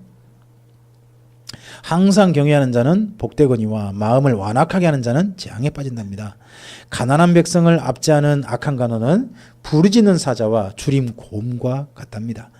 주림 곰이면 뭐든지 탁치고 그냥 쳐버리고 먹고 그럴 거 아닙니까? 무지한 치리자는 포악을 크게 행하거니와 탐욕을 미워하는 자는 장수한답니다. 욕심을 안 버려야 장수한답니다. 우리가 사람이 장수하는 대표적인 방법이 욕심 버리라는 방법 중에 뭐가 있을까요? 사람이 오래 살기 위해서 욕심 버려라. 장수하는 분 특징을 봤더니요, 소식하더랍니다. 소식. 탐욕은 다양한 데로 드러나잖아요. 다양한 데로 드러나는데 이제 탐욕을 버리는 자는 장수한답니다. 근데 실제로 장수한 사람들 보니까 음식에 탐욕에 대한 욕심을 많이 버린 사람들이란 거죠. 사람의 피를 흘린 자는 함정으로 달려갈 것이니 그를 막지 말지니라. 성실하게 행하는 자는 구원을 받을 것이나 굽은 길로 행하는 자는 곧 넘어지리랍니다. 자기의 토지를 경작하는 자는 먹을 것이 많으려니와 방탕을 따는 자는 궁핍함이 당연한 말씀인데 정말 그렇죠. 충성된 자는 복이 많아도 속히 부하고자 하는 자는 형벌을 면하지 못할 거랍니다. 그럼 속히 부하고자 하는 자는 뭐가 따른다? 반드시 무리수가 따르고 또 죄를 짓게 된다. 그렇게 말이 되겠죠? 그러니까 형비 따라온다 그겠죠. 사람의 낯을 보아주는 것이 좋지 못하고 한 조각 떡으로 말미암아 사람이 범법하는 것도 그러하답니다. 누군가 봐줘갖고 그래 당신 얼굴 봐서 내가 좀 봐줄게. 근데 우리는 그런 거 많이 쓰는데 또 악한 눈이 있는 자는 재물을 얻기에 급급하고 빈궁이 자기에게 임할 줄을 알지 못한답니다. 사람을 경책하는 자는 혀로 아첨하는 자보다 나중에 더욱 사랑받는답니다. 나중에 더욱 사랑받아야 되는데 언제 사랑받을지 몰라서 그게 문제죠. 또 부모의 물건을 도둑질하고도 죄가 아니라 하는 자는 멸망받게 하는 자의 동료랍니다. 부모의 물건을 도둑질한 대표적인 사람이 누굴까요? 저는 우리나라에 보니까 딸이요, 딸. 딸은 시집 가면 도둑년이라며요.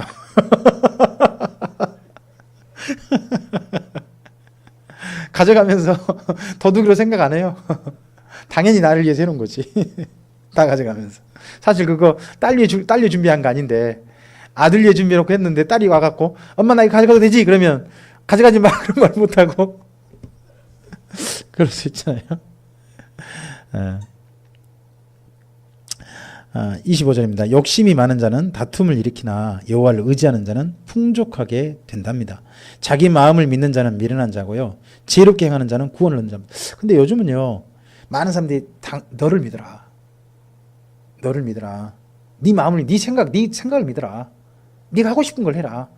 자꾸 이런 걸 격려하고 강조하고 그런 시대가 됐잖아요. 참 성경과 정반대 길을 열심히 가게 만듭니다. 또 그게 옳은 것처럼 또 많은 사람이 생각하고요. 가난한 자를 구제하는 자는 궁핍하지 아니하려니와 못 본 채 하는 자에게는 저주가 크겠답니다. 악인이 일어나면요, 사람이 숨고 그가 멸망하면 의인이 많아진답니다. 당연한 것 같습니다. 악인이 멸망하면요, 의인이 많아지는 거고, 정반대로 악인이 일어나면 의인이 없어지는 거죠. 그건 당연한 거겠죠. 자주 책망을 받으면서도 목이 곧은 사람은 갑자기 패망을 당하고 피하지 못하는 갑작스러운 패망. 책망 자주 듣는데도 끝내 잘 안 듣는 사람이 있거든요. 의인이 많아지면 백성이 즐거워하고 악인이 권세를 잡으면 백성이 탄식한답니다. 백성이 모름 같지만 어떤 사람은 백성들 그냥 개돼지라 그러고 그러지만 모름 같지만 백성들은 아는 걸 안다는 거죠.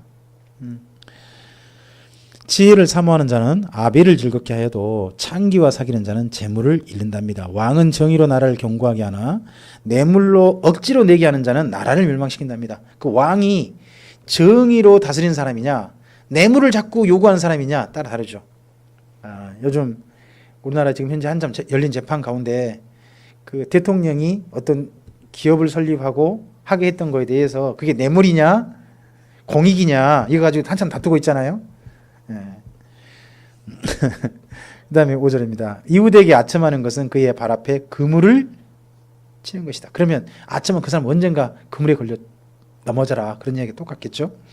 악인이 범죄하는 것은 스스로 올무가 되는 것이나 의인은 노래하고 기뻐한답니다. 의인은 가난한 자의 사정을 알아주나 악인은 알아줄 지식이 없답니다. 진짜 가난한 자를 알아주는 사람이 참 필요하죠. 그 서양에 있는 그 유명한 말 있지 않습니까? 그 마리 왕뜨아네뜨라고 하는 왕비가 했다나? 근데 사실은 루이 16세의 그 마리 왕비가 한 말이 아니라 루이 14세의 왕비가 했던 말이라 그러더라고요. 그게 뭐냐 그러면 빵이 없으면 케이크 먹으면 되지. 그게 유명한 그쪽의 말이라고 그러죠. 그러니까 그거 말 때문에 반발해가지고 나온 말이 빵 아니면 자유를 달라. 뭐 그런 말이 나왔잖아요. 케이크 아니라 자유를 달라. 근데 우리나라에 비슷한 경우가 있었습니다. 그 대통령이 앞선 대통령 그분께서 그런 말을 한때 그때 한번 우리나라에 배추가 파동이 났어요. 배추가 완전히 그냥 공사가 안 됐어요. 그러니까 배추값이 금배추가 된 거죠. 금추가 돼버린 거죠. 그랬을 때 그 배추 어떻게 이게 배추값이 너무 비싸가지고 김치를 못 담아 먹겠다 그러니까 대통령이 밖에 나와서 한다는 이야기가 뭐였냐 그러면 그 청와대에서 하시는 이야기가 요즘 양배추를 가지고 김치를 담아 먹었다니 참 맛있더라. 양배추로 그 이야기를 갖다 밖에 퍼뜨린 거예요. 근데 그분이 한 가지 몰랐어요. 그때 배추값만 오른 게 아니라 양배추값도 확 올랐거든요. 그런 사정은 생각도 안 하고 그냥 그런 이야기 했다가 터졌습니다. 그분이 이런 성경 말씀 안 읽어서 그래요. 8절입니다. 거만한 자는 성읍을 요란하게 하여도 슬기로운 자는 노를 그치게 한답니다. 지혜로운 자와 미련한 자가 다투면 지혜로운 자가 노하든지 웃든지 그 다툼은 그침이 없답니다. 그러니까 아예 미련한 자는 다투지 말라는 거죠. 아예 다투지 마라. 어떤 사람하고 다퉈봤자 결국 끝없이 이야기 계속되는 사람, 그가 지더라도 기억이 달라드는 사람이 있다. 그런 거 아닙니까? 그다음에 또 피 흘리기를 좋아하는 자는 온전한 자를 미워하고 정직한 자의 생명을 찾는답니다. 어리석은 자는 자기 노를 다 드러내어도 지혜로운 자는 그것을 억제한답니다. 우리 생각해 볼 만한 말씀이죠. 간원이 거짓말을 들으면 그의 하인들은 다 악하게 된다면 진짜 그러죠.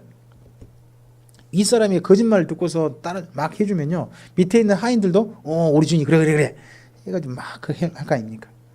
가난한 자와 포악한 자가 섞여 살거니와 여호와께서는 그 모두의 눈에 빛을 주신답니다. 좀 생각해 볼 만한 말씀인 것 같습니다.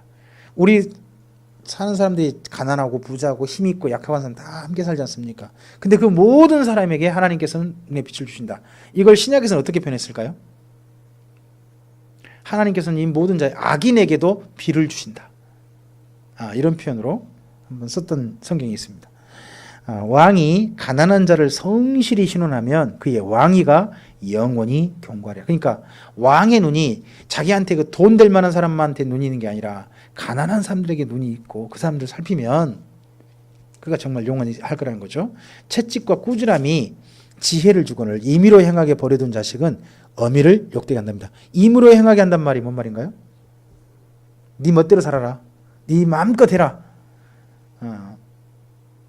결국은 그것이 나중에 어머니를 욕되게 하는 게 된다는 겁니다. 우리 자식들 오냐 우리 옛날 말 그랬잖아요. 오냐 키우면 반드시 오냐 키우면 어떻게 한다고 합니까? 손주가 할아버지 수염 돕는다고 그 이야기가 그때 나오지 않습니까? 또 악인이 많아지면 죄도 많아지나니 의인은 그들의 망함을 볼 거랍니다. 내 자식을 징계하라. 그리하면 그가 너를 평안하게 하겠고 또 내 마음을 기쁨을 주라. 정말 징계를 잘해야 되는 것 같습니다. 목사님 참 지혜로우십니다. 묵시가 없으면 백성이 방자에 행하거니와 율법을 지킨 자는 복이 있답니다. 여기 묵시라는 것이 하나님께서 주신 말씀이죠. 없으면 백성들이 방자에 행한답니다. 사실 교회에 다닌다고 하는 사람들이요, 삶이 엉망인 이유가 뭘까요? 어떨 때 보면 성도인데 엉망으로 살잖아요. 그의 마음속에 하나님 말씀이 담겨있지 않으니까. 그럼 다르게 말해보면 그들에게 하나님 말씀을 누군가가 다 심어주지 않았다는 거죠. 당신 예수 믿으면 됐어요. 당신 뭔 짓거리 해도 당신 구원받아요. 이런 말 해놓으니까 그냥 방자행하는 거지. 그 다음 또요. 좋은 말로만 하면 고치지 아니하나니 이는 그가 알고도 그러니까 좋게 말해서 듣는 사람 별로 없다는 거죠. 참 좋은 말 할 때 들으라. 그 말이 통용이 돼야 되는데, 그죠? 내가 말이 조급한 사람을 보느냐, 그보다 미련한 자에게 오히려 희망이 있답니다. 그러니까 미련한 사람도 희망이 없는데 그보다 더 희망 없는 사람은, 그러니까 말이 조급한 사람, 말을 섣부르게 막 내는 사람, 그런 사람은 진짜 희망 없다, 이렇게 말합니다. 그러니까 말은 이렇게 이게 잠언인가요? 그런 말씀 있죠. 말하긴 더디하고 듣기를 먼저 해라. 뭐 이런 말씀들. 말하긴 천천히 해라. 그런 말씀 있잖아요. 듣는 거 먼저 하라. 그런 이야기겠죠. 종을 어렸을 때부터 곱게 양육하면 그가 나중엔 자식인 차리라. 종인데 자기가 자식인 걸로 착각할 수 있다는 거죠. 노하는 자는 다툼을 일으키고 성내는 자는 범죄가 많답니다. 당연하죠. 사람이 교만하면 낮아지게 되고요, 마음이 겸손하면 영예를 얻을 것이랍니다. 도둑과 짝하는 자는 자기 영혼을 미워하는 자랍니다. 그는 저주를 들어도 진술하지 아니할 거랍니다. 사람을 두려워하면 올무에 걸리게 되고 여호와를 의지하는 자는 안전할 거라는 겁니다. 그러니까 우리가 사람을 두려워할 거냐, 여호와를 두려워할 거냐, 이런 이야기죠. 나중에 예수님이 그런 이야기 하셨습니다. 너희 목숨을 이 땅에서 빼앗으신 사람을 두려워하지 말고 너희 영혼을 지옥에 던질 수 있는, 영혼까지 지옥에 던질 그분을 두려워하라. 그렇게 가르치셨습니다. 주권자에게 은혜를 구하는 자가 많으나 사람의 일의 작정은 여호와께로 말미암다. 주권자를 통해서 어떤 일을 프로젝트를 따내려고 하는 것은 당연한 거 아니겠습니까? 근데 그 일이 진짜 자기께 되는 것은 누구에게 달렸다. 우리가 뭐 도움 청해봤자 결국은 진짜 하나님의 일은 하나님께서 하시는 것이다 라고 이야기하고 있습니다. 27절입니다. 불의한 자는 의인에게 미움을 받고 바르게 행하는 자는 악인에게 미움을 받는답니다. 결국은 사람은 미움받는가 봅니다. 그죠? 의인도 미움받고 악인도 미움받는답니다. 그러면 또 이제 생각해 볼 만한 거죠. 내가 누구를 미워하는가? 또 정반대로 나는 누구한테 미움받는가?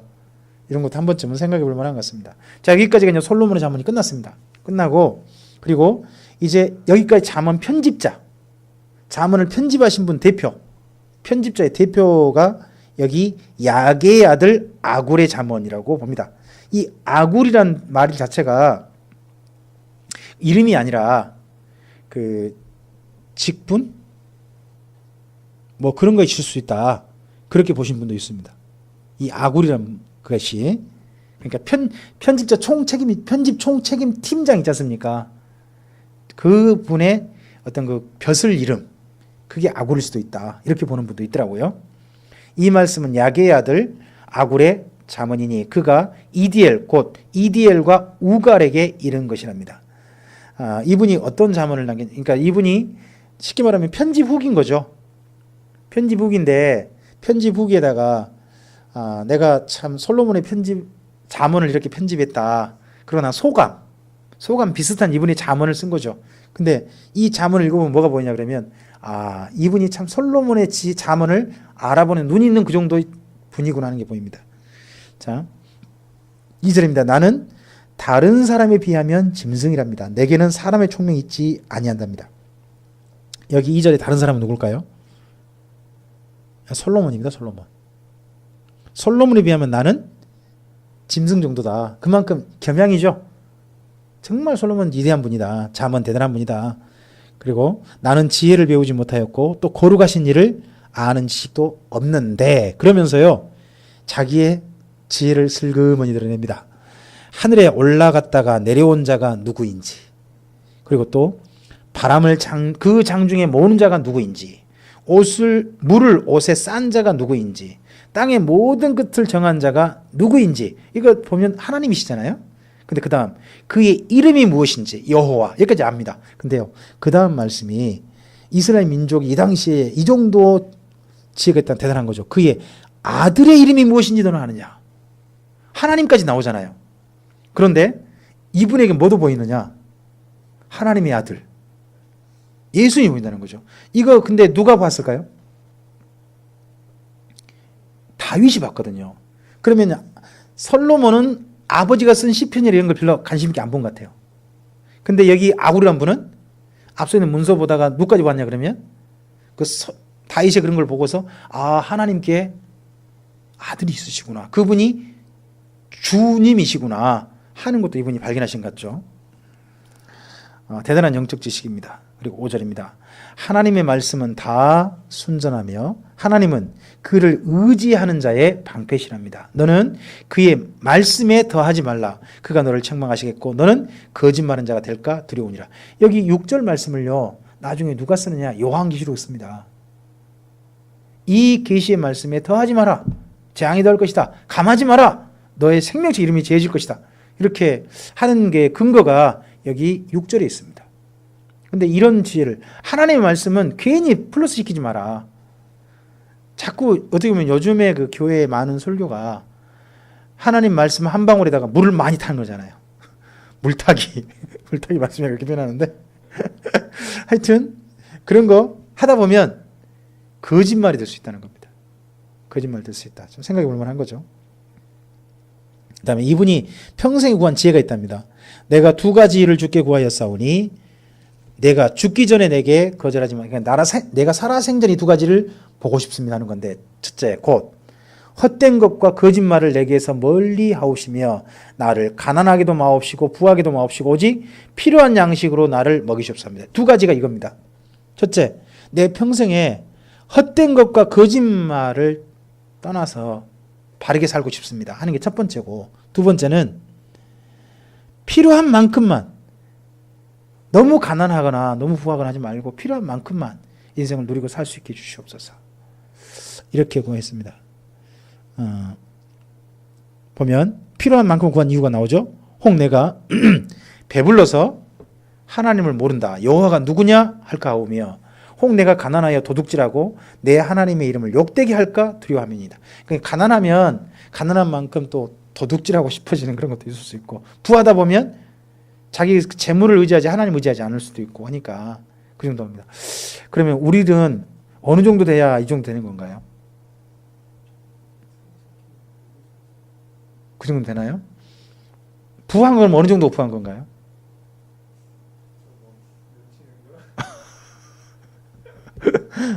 그러면 이제 이거 중간이 소위 말하는 중류층이잖아요. 중산층. 중산층이 어느 정도 돼야 중산층이냐? 네. 우리나라에서 현재 중산층은요. 그 자기 재산이 재산 가치가 6억은 돼야 6억 정도부터 10억 사이가 중산층이라고 합니다. 목사님 얼마 있으신가요? 예, 우리 너무 가난해가지고 자칫하면 일 납니다. 근데 참 이해가 되는 게 너무 힘겨우니까 삶이 힘겨우니까 자꾸 목회 말고 딴 데 돈이 자꾸 가고 진짜 바르게 하는 것보다 얼른 이 가난에서 벗어나고 싶은 것 쪽에 자꾸 마음이 가는 거 이게 가난이 오래 가다 보면 당연히 생기는 것 같습니다. 참 그게 이분이 정말 지혜가 우리 삶에 좀 필요합니다. 하나님 도우심이 11절입니다. 아비를 저주하며 어미를 축복하지 아니하는 무리가 있습니다. 스스로 깨끗한 자로 여기면서도 자기를 더러운 것을 씻지 아니하는 무리가 있습니다. 눈이 심히 높으며 눈꺼풀이 높이 들린 무리가 있습니다. 앞니는 장검 같고 어금니는 군도 같아서 가난한 자를 땅에 삼키며 궁핍한 사람들 가운데서 궁핍한 자를 사람 중에서 삼키는 무리가 있다는 겁니다. 이게 그러니까 11절부터 14절이 뭐 어떤 사람들입니까? 만나고 싶지 않은 사람들인 거죠. 이런 사람은 참 세상에 근데 이런 사람이 없어야 되는데 있더라는 거죠. 없어야 되는데 이런 사람도 있더라 하는 그런 사람이 그런 걸 이야기합니다. 이 말은 다르게 말해보면 너도 이런 사람 될래 그런 이야기겠죠. 이게 참 사람들한테 안 좋은 사람인데 너도 그런 종류 사람 될래 이런 사람 되지 마라. 정반대로 말하면 그렇게 되겠죠. 그 다음에 또 거머리에게는요 2딸이 있답니다. 2딸이 있어가지고 다오다오 한답니다. 거머리가 다오다오 뭘 달라달라 하는데 족한지를 알지 못하여 족하지 아니하는 것 서너시 있나니 첫째는 수월 무덤도 그러고 죽은 자가 들어가는 것도 그렇고 마찬가지죠. 또 아이 베지 못한 태 아이 베지 못한 태는 그 여자가 아기를 끝내 못 가졌으면 아기 갖고 싶어가지고 계속 아기를 달라달라 그럴 수밖에 없죠. 그 다음에 물로 채울 수 없는 땅 진짜 가뭄이 들면 물론 그러잖아요. 그 다음에 족하다 하지 아니하는 불은 계속 타는 거죠. 그냥 태워버리는 거죠. 멈추지 않는 것 족하지 않는 것 이 네 가지. 이제 이런 거 보면 우리도 우리 인생에 있어서 어떻게 보면 하지 말아야 할 일 해가지고 다른 사람한테 눈살 찌푸리게 한 사람인가 또 너무 욕심을 인생을 자꾸 다오다오 하는 그런 욕심을 자꾸 부리는 그런 존재인가 하는 걸 생각해 보게 합니다. 그러면서 좀 이분이 섬찟한 말을 합니다. 17절에 아비를 조롱하며 어미 순종하기를 싫어하는 자의 눈은 골짜기 까마귀에게 쪼이고 독수리 새끼에게 먹히를. 이분은 아주 그냥 무서운 말을 이렇게 자식한테 정말 진짜 심각하게 경고를 해놨습니다. 그리고서 이분이 근데 깨닫지 못한 게 있었답니다. 내가 심히 기이 여기고도 깨닫지 못한 것 서너시나니 곧 공중에 날아다니는 독수리의 자취. 독수리가 날아다니는데 자취가 없다는 겁니다. 이제 공중에 자취가 없잖아요. 그 다음에 또 반석 위로 기어다니는 뱀의 자취. 뱀이 기어갔는데 뱀의 흔적이 안 보인다는 거죠. 그 다음에 또 바다 위로 지나다니는 바다의 자취. 이것도 흔적 안 나타나잖아요. 근데 사실은 이건 뭐냐? 이건 맨 뒤에 나온 이 말 하려고 그런 겁니다. 그게 뭐냐 그러면 남자가 여자와 함께한 자취. 음녀의 자취도 그러하니라. 그가 먹고 그 입을 씻은 같이 말하기를 내가 악을 행하지 아니하였다 한답니다. 뭔 말입니까? 심증은 있어. 심증은 있는데 물증이 안 나와. 내가 언제 저 사람과 그렇게 만났대요? 나 그런 적 없어요. 그러면 그걸로 끝나는 거죠. 네? 참 그거 보면 깨닫지 못한다고 하지만 사실은 뭐냐? 충분히 아는 거죠. 알지만 이런 사람 되면 안 된다. 그런 얘기겠죠. 계속해서 보면 앞서서 눈살 찌푸린 사람 되지 마라. 욕심 부린 사람 되지 마라. 그리고 자기가 죄를 지어놓고도 다른 사람이 뻔뻔스럽게 갔다가 심증은 있는데 죄 안 지은 것처럼 하고 다니는 사람이 있다. 응? 그런 사람 되지 마라. 또 그게 또 한 가지 더 있습니다. 21절입니다.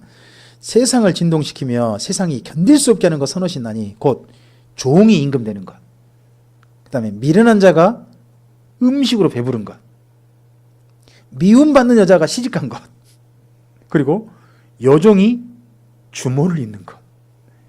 여종이 주모를 이었대요. 집에 뭔 일이 있었을까요? 하여튼 별별 상상을 다 할 수 있잖아요. 하여튼 이런 것들은 참 있어서는 안 된다 하는, 앞서 그러니까 이분이 11절부터 여기 23절까지 조금 좀 이런 사람 참 세상에 있으면 안 되겠더라, 너 이런 사람 되면 안 된다, 뭐 그런 이야기를 좀 하신 것 같습니다. 정반대로 땅에 작고도 가장 지혜로운 것 넷이 있나니 곧 힘이 없는 종류로 돼 먹을 것을 여름에 준비하는 개미. 힘이 없어도 괜찮아. 하지만 앞으로 할 일 차분차분 잘 준비해 가서 그 다음 그런 일이 왔을 때 실질적으로 잘 견뎌낼 수 있는 사람, 그런 사람이 되라. 약한 종류 대 집을 바위 사이에 짓는 사ባት. 약해요.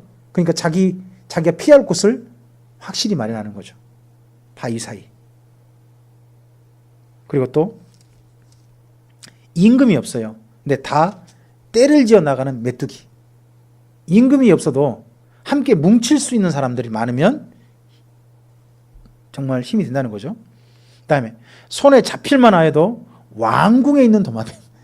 야, 왕궁에 도마뱀이 산다는 건 상상할 수 없잖아요.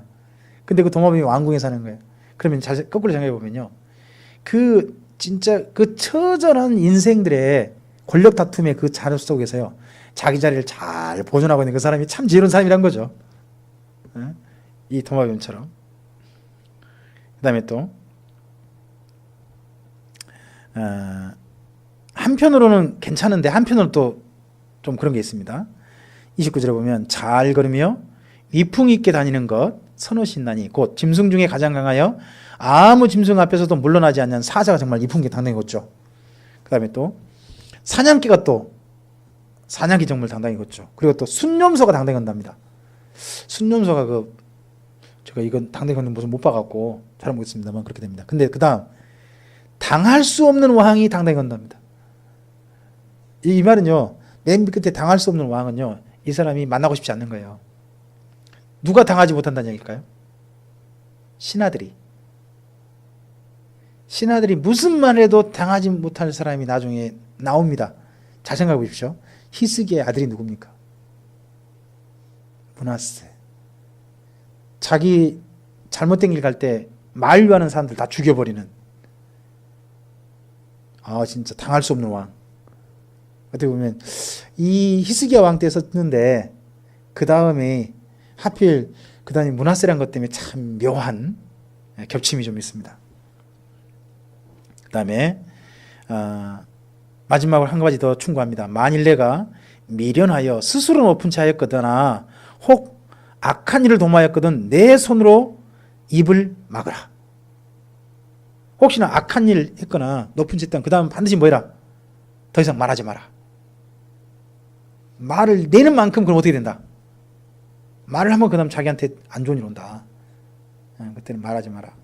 그리고 또 대저, 젖을 저으면요 엉긴 젖이 되고 코를 비트면 피가 나는 것 같이 노를 격동하면 다툼이 난답니다. 젖을 저으면 엉긴 젖이 된다면 이걸 보고 우리가 뭐라 그러죠? 치즈라 그러지 않습니까? 치즈가 되고 코를 비틀어 버리면 피가 난답니다. 이 정도까지 비틀어 버리는 사람이 있나 봐요. 그런 것처럼 사람의 노를 격동하면 반드시 다툼이 일어난다라고 이야기합니다. 굉장히 좀 지혜로운 분인 게 보입니다. 아굴이라는 분이. 이분이 벼슬인지 아니면 실제 이분의 이름인지 모르겠습니다만 정말 솔로몬의 잠언을 편집할 만한 실력 있는 분, 그런 분으로 보이는 게 30장입니다.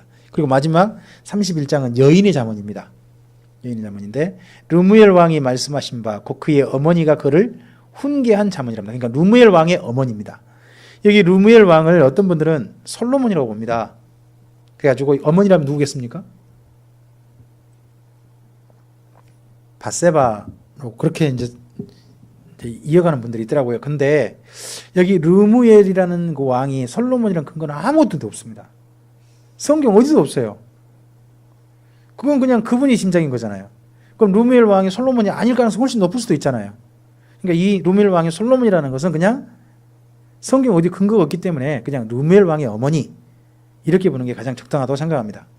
그러니까 왕의 어머니로서 왕에게 하는 잠언인 훈계해 준 거죠. 내 아들아 내게 무엇을 말하랴. 내 태에서 난 아들아 내가 무엇을 말하랴. 서원대로 얻은 아들아 내가 무엇을 말하랴 합니다. 아들을 소원을 따라서 얻었던 모양입니다. 그러면서 이제 무엇을 말해라 그 말은 이제 뭔 말입니까? 내가 이렇게 참 너한테 뭔 말을 할 자격이 없지만 그래도 말할 기회를 줬으니까 말할게. 이런 어떤 겸양? 앞서서 그 아굴이란 분이 맨 처음에 말할 때 그 겸양 하잖아요. 이분도 그렇게 해놓고 난 다음에 말을 첫마디 말이 뭐냐? 그래도 말을 하니까 내가 한마디 해줄게. 내 힘을 여자들한테 쓰지 마라. 이게 첫 번째 왕한테 해준 말입니다. 그러니까 쉽게 말하면 왕비를 열어두지 마라. 왕은 여자가 그냥 한 여자 사랑하고 그러면 되지. 여자들에 쓰지 말며 왕들을 멸망시키는 일을 행하지 말자다. 그 말은 뭐 말입니까? 왕들을 멸망시키는 일들이란 전쟁. 그러니까 전쟁 같은 거 좋아하는 왕 되지 마라. 그렇게 말합니다. 그 다음에 르무엘아 포도주를 마시는 것이요 왕들에게 마땅하지 아니하고 왕들에게 마땅하지 않도다. 왜 포도주를 마시는 게 왕들에게 마땅하지 않을까요? 그 다음 설명이 나와요. 술을 마시다가 법을 잊어버릴까? 그리고 또 모든 공고한 자들의 송사를 굽게 할까 두렵답니다. 그럼 이 술자리가 뭡니까? 청탁. 그러니까 왕의 술자리는 여기 포도주를 마시지 말란 말은 뭐냐 그러면 이런 청탁 있는 술자리 가지 마라. 그 이야기인 거죠. 여기 잠언에서요 술 마시지 말라는 게 2번 정도 나와요. 그죠? 앞서서는 이런 말이 있었죠. 술 보지도 마라. 이런 말이 있었잖아요. 근데 거긴 보면 뭐였냐 그러면 알코올 중독자에게 한 충고였어요. 근데 여기는 왕이 그 청탁하는 자리에 술자리에 나가지 마라. 근데 솔로몬 때나 지금이나 다 마찬가지인 것 같아요. 모든 이런 청탁의 자리는 술자리잖아요. 술자리에서 이루어지잖아요. 어쨌든 그러지 마라 합니다. 대신에 술은 그럼 어떻게 하느냐? 정말 술을 주라고 합니다. 독주는 죽게 된 자에게, 포도주는 마음이 근심하는 자에게 주어라 합니다. 그러면 술을 아예 마시지 말란 말 아닌 거잖아요. 진짜 힘겨운 사람한테는 술이 그에게 위안이 될 수 있다는 거죠. 제가 여기 6절 같은 말씀 가지고 참 많이 공감됐던 데가 있어요. 그게 뭐냐 그러면 신천지에 그 가족을 빼앗긴 분들, 신천지에 가족이 가 있는 분들, 그런 분들은요 밤에 잠이 안 와요. 그래서 알코올성 수면, 술을 마셔야 잠이 겨우 드는 그런 분들이 제법 있어요. 진짜 있어요. 그래서 이 6절 말씀이 진짜 좀 공감합니다. 근데 그래서 제가 술 마신다는 말은 아닙니다. 그는 마시고 자기 빈궁한 것을 잊어버리겠고 다시 자기 고통을 기억하지 않냐. 술 마실 때 잠잘 때라도 고통 잊어버리고 잘 수 있잖아요. 그 다음에 너는 말 못하는 자와 모든 고독하는 자의 송사를 위하여 입을 열지니라. 왕이 재판할 때 진짜 말을 잘 못하는 사람들 있잖아요. 그런 사람 송사를 더 잘 들어줘야 된다. 왜냐 그러면 말 못하는 사람 자기가 말 못한 것 때문에 억울한 일 당할 수도 있잖아요. 그 다음에 너는 입을 열어 공의로 재판하며 곤고한 자 궁핍한 자를 신원할지니라. 이로 봐서는요 이 르무엘 어머니가 진짜 참 어떻게 보면 지혜로운 어머니 같아요. 왕은 그래도 가난한 자를 살펴보는 사람이 왕이다 하고 이야기합니다. 그 다음에 왕의 아내에 대해서 말합니다. 나는 이런 며느리 얻고 싶다. 이런 며느리 만나고 싶다. 누가 현숙한 여인을 찾아 얻겠느냐. 그의 값은 진주보다 더한답니다. 현숙한 여자 그러면 목사님 어떤 사람이 떠오르십니까? 현숙한 여자 그러면 이미지가 집에서 집안일 잘하고 남편 잘 보좌하고 애들 잘 기르고 뭐 그런 거잖아요. 우리 같으면. 근데 여기 현숙한 여자는 그런 여자 아닙니다. 여기는 능력 있는 여자. 요즘으로 말하면요 골드미스입니다. 골드미스, 골미라 그러더라고요. 줄여가지고 돈벌이 잘하는 여자입니다. 자기가 벌어가지고 집안 식구 싹 먹여 살리는 여자입니다. 참 목사님이나 저나 사실은 사모님이 덕보고 사는 겁니다. 아내 덕보고 사는 거지. 그죠? 그런 자의 남편의 마음은 그를 믿나니 산업이 핍절하지 아니하겠으며 그런 자는 살아있는 동안에 그의 남편에게 선을 행하고 악을 행하지 아니한답니다. 그 여자는요, 그 현수간 여자는 양털과 삼을 구하여 부지런히 손으로 일하며 상인의 배와 같아서 먼 데서 양식을 가져오며 밤이 새기 전에 일어나서 자기 집안 사람들에게 음식을 나누어 주며 여종들에게 일을 정하여 맡기며 밭을 살펴보고 사며 자기 손으로 번 것을 가지고 포도를 일구며 밭을 살펴보고 산답니다. 그러면 자기 집에 그 농사할 거 점점 늘려가는 거 아닙니까?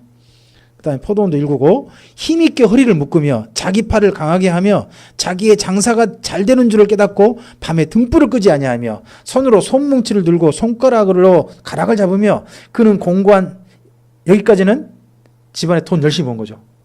그럼 그 집안이 누구 때문에 잘 사는 겁니까 지금? 남편이 뭐 한 겁니까? 그러니까 근데 이거 좀 생각해 보면요, 밖에서 그 논밭을 가꾸는 사람이 누굴까요? 남편이겠죠. 그러면 남편의 일에 함께 동역하는 여자인 거죠. 이거 혼자 일을 하는 건 아니죠. 근데 어쨌든지 집에서, 그런데 그것만 아니라 자기 집에 따로 또 일을 해요. 이 일을 할 뿐만 아니라. 근데 잘 살게 윤택하게 된 데만 관심 있는 게 아니라 이 여자분은 또 이런 데 마음이 있습니다. 20절 보면 그는 곤고한 자에게 손을 펴며 궁핍한 자를 위하여 손을 내밀며 자기 집 사람들은 다 홍색 옷을 입었으므로 눈이 와도 그는 자기 집 사람들을 위하여 염려하지 아니한다.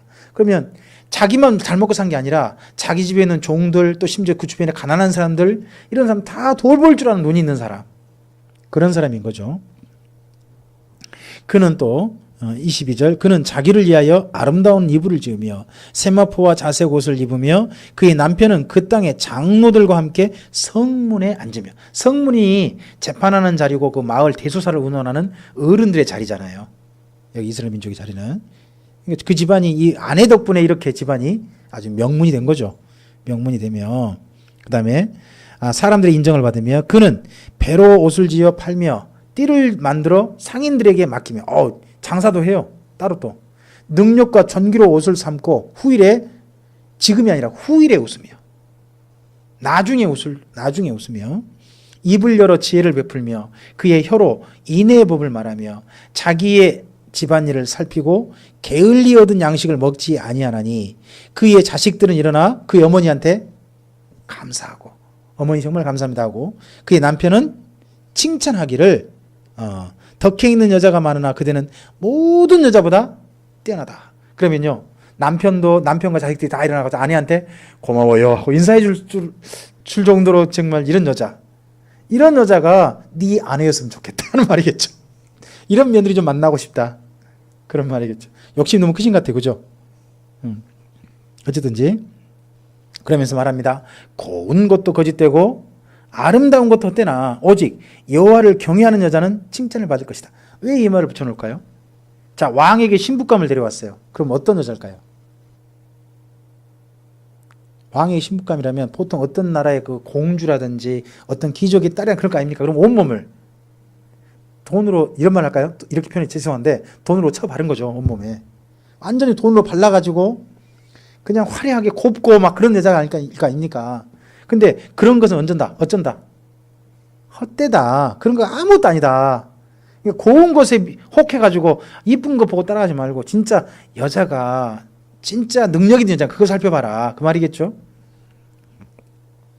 그의 손의 열매가 그에게 돌아갈 것이요 그 행한 일로 말미암아 성문에서 칭찬을 받을 것이랍니다. 성문이 그 마을에 장로들이 있는 곳입니다. 그 마을 장로들이, 맞아, 누집 참 며느리 대단해, 정말 잘해, 그 집안이 그 여자 때문에 그 며느리 잘 들여가지고 집안이 이렇게 됐어, 그런 칭찬을 들을 거란 거죠. 목사님이나 저나 아마 그런 소리 곧 여지껏 들었고 앞으로 듣게 될 겁니다. 좋은 분 만나신 것 같더라고요. 저도 제 아내를 제가 존경합니다. 어쨌든지 자, 여기까지 말씀 보면 잠언이 실질적으로 사람들 관계 속에 있는 대부분의 말씀들이 보입니다. 근데요, 이제 또 한 가지 좀 아쉬운 건 이런 잠언들 속에서 보면 율법에 근거해가지고 율법에 재해석된 그런 잠언은, 그렇게 보인 잠언은 그렇게 안 보이더라는 겁니다. 그냥 이분이 깨달은 것들, 그런 것들만 따로 모아놨습니다. 어쨌든지 그러한 잠언도요, 그러한 지혜도 누가 주신 것이다? 하나님이 주신 것이다. 그러면 좀 생각해 볼 만한 부분이라고 생각합니다. 그러니까 꼭 성경 속에 있는 지혜만 지혜가 아니라 삶에서 사람 관계라든지 분별하는 눈이라든지 이런 것도 하나님 주신 지혜다. 또 다른 지혜 한쪽이다 하는 걸 우리가 이해해보고 그렇게 잠언을 볼 수 있을 것 같습니다. 예, 여기까지 우리 삶 속에 정말 필요한 말씀들을 보았고요. 다음 시간에 좀 오랜 방학 후에 우리 전도서를 좀 보시도록 하겠습니다. 기도하겠습니다. 주님 감사합니다. 오늘 함께 잠언의 말씀을 여기까지 살펴보았습니다. 이 말씀들이 우리 삶에 어떻게 살아야 할 것인지 지혜의 말씀이 되게 해주셔서 우리로 하여금 하나님의 사람답게 이 땅 가운데서 미련한 자의 길을 가지 아니하고 하나님께서 보시기에 흐뭇해 하시는 사람, 사람들 보기에 칭찬받고 모든 사람들에게 참으로 유익한 사람, 그런 사람의 인생을 우리가 걸어갈 수 있도록, 또 우리 사랑하는 우리의 지도를 받는 사랑하는 모든 성도들도 그러한 삶을 살아갈 수 있도록 주의 도우심과 인도하심을 허락해 주시옵소서. 주님께 우리의 삶을 의탁드리오며 예수님 이름으로 기도합니다. 아멘.